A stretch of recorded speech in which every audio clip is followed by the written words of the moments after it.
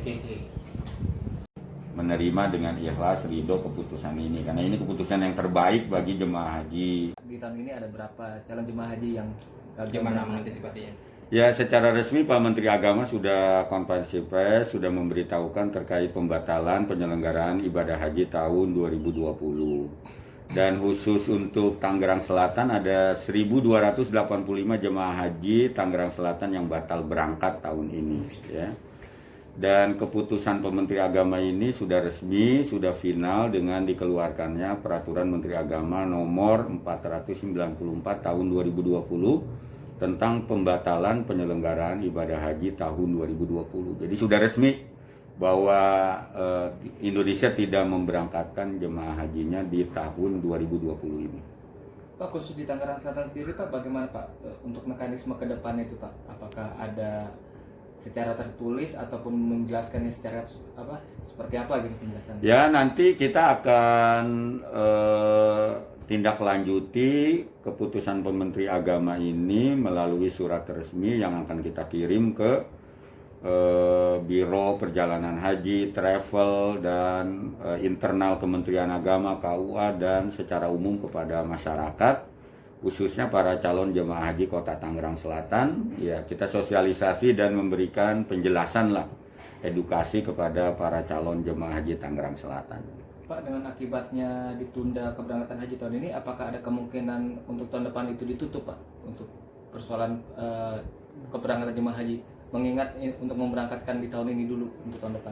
Ya, itu nanti mekanismenya kita serahkan kepada Kementerian Agama Pusat, kebijakannya, skemanya, opsinya seperti apa. Yang paling penting kan bahwa jemaah haji tahun 2020 ini dipastikan dia berangkatnya di tahun 2021. Adapun nanti jemaah haji tahun 2021 apakah tetap akan diberangkatkan atau tidak, ya kita menunggu kebijakan dari Kementerian Agama Pusat gitu.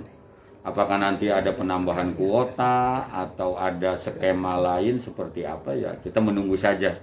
Yang penting jemaah haji tahun 2020 ini dipastikan dia akan berangkat di tahun 2020. Bahkan kalau jemaah haji tahun 2020 ini meninggal sekalipun, maaf ada yang meninggal dan lain sebagainya, itu bisa digantikan porsinya gitu oleh ahli warisnya, oleh keluarganya dan lain sebagainya. Asalkan memang dia sudah terdaftar, sudah lunas, dan sudah pasti masuk nomor porsinya yang berangkat di tahun 2020. Ya, itu seperti itu. Sudah banyak yang nanya calon jemaah? Ya, sudah banyak yang konfirmasi mengenai kejelasan, tindak lanjut, nanti mereka harus melakukan apa, bagaimana, dan lain sebagainya. Itu sudah banyak lah, melalui telepon, WA, dan lain sebagainya. Ada nggak mungkin dari salah satu itu minta uangnya kembali gitu?